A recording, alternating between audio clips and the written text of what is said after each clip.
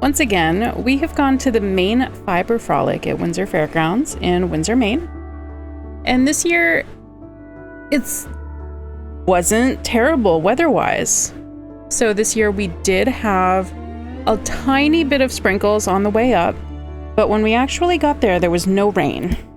So it looks like the rain held off until after we left at the very least. Maybe it didn't rain after we left. I haven't talked to anyone that was there, so I'm not sure. But we managed to get there, we managed to explore the grounds, and we managed to leave with our dry clothing intact. So on the way to the Fiber Frolic, every year, the Windsor Fire Department plans their voluntary toll booth, where they basically just hang out on the road that goes to Windsor Fairground, and people are free to stop and give them some donations for their fire department if they so choose. And after we passed through there, we ended up on the fairgrounds. We didn't go and see any of the exhibits this year. I think that's something that I might want to do next year. But when I did go in the past, it was fun to see the sheepdogs herding ducks, herding ducks and herding sheep. And it is cool to see some of the other animal exhibits there. So when we got there, we did our usual rounds. We passed the equipment barn and the fiber barn this year because we went there last year, and this year there was nothing I was really looking for, and I wasn't really looking for ideas of things to grab.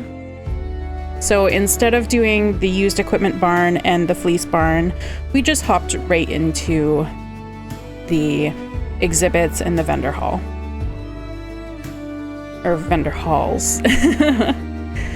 To prepare for this year's Fiber Frolic, I did make a market bag. I knit a market bag, which is something I don't often do because I'm not a huge knitter.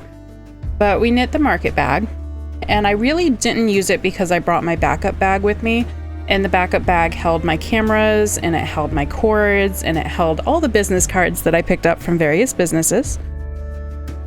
I didn't actively search out the people that were handing out the buttons. Yeah, I didn't actively search out the people that were handing out the buttons for completing the knit along or crochet along, because I've gotten a button from them in the past and I'm 90% sure the buttons are the same each year. And also they do roam a little bit because they're running the event. And while they're usually in the demo barn, I didn't see anyone from the Fiber Frolic there this year. So I'm assuming that they were doing a little bit of work because we did get there early. We got there soon after it started. And there was a little bit of a line when we got in. So I'm sure that they were working with their other volunteers to keep everything running smoothly so early on in the event. I think next year I might actually try going on Sunday just to see how it differs, because I don't think I've ever gone on Sunday. I'm pretty sure that I've always gone on Saturdays.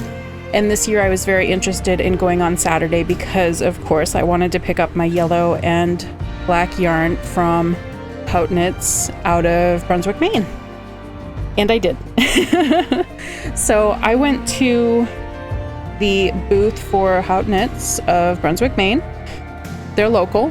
And we had a little bit of a chat while I was looking around the yarn and all the project bags, because my goal was to pick up that yellow and black yarn, and I also wanted a project bag. Yellow and black yarn acquired. I also acquired a really cute hank of yarn that has some blues and kind of some dark pinkish reds, purples. And then it was all time spent on picking up a project bag. Most of the project bags were actually UV reactive, so under a black light or under a blue light, they'll actually glow. And eventually I decided to get an ocean themed, coral reef themed project bag with a more purplish background. And it has gorgeous coral on it, and it has a seahorse, and it has a water snake on it, and it's very pretty.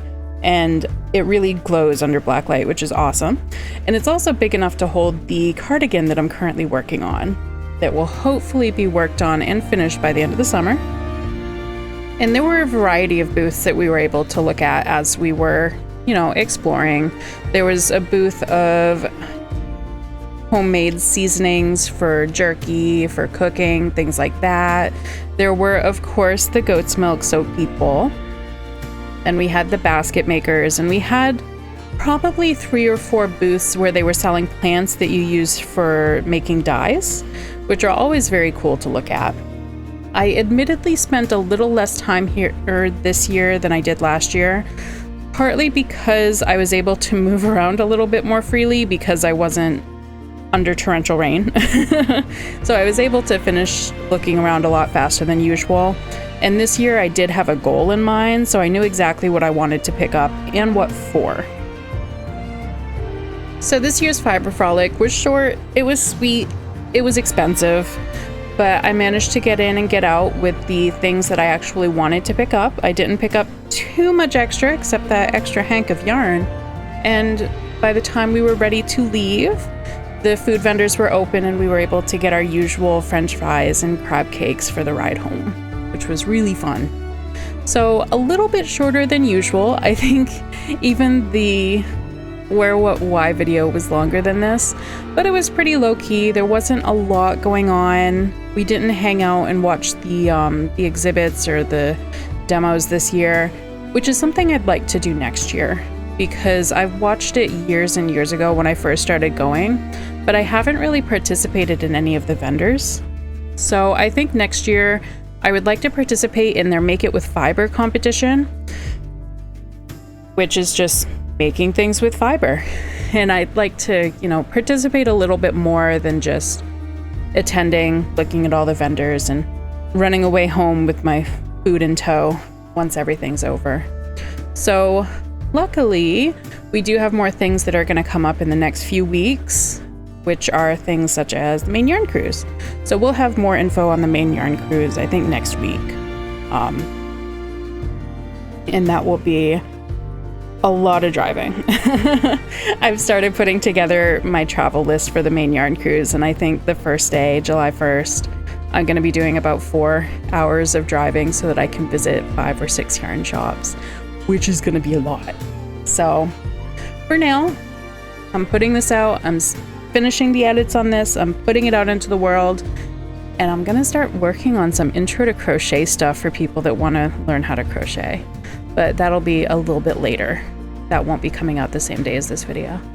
So yes, I'm gonna end it here. It was short, it was sweet. I got the things I wanted. I made something fun for it. I made a couple fun bags for it. And it was really enjoyable. I like going there every year. There's always something that's a little bit different, and I always find something that I want to take home with me, and I get very inspired with the things that I make, so it's fun. So I will hopefully be seeing you next week with the Maine Yarn Cruise intro. We'll hopefully be pulling out some other Maine Yarn Cruise videos for each day that we do our drives. And then we're going to have a few intro to crochet videos. So if you're interested in learning crochet, feel free to keep an eye on the channel. We'll have some instructions for some little plushes, and we'll also have some instructions for bags for people that may not want to get into making plushes and animals and things like that. So I do want to thank you for sticking around. A little bit shorter than usual, but not a bad thing. So I hope you have a great rest of your day, and thank you for watching.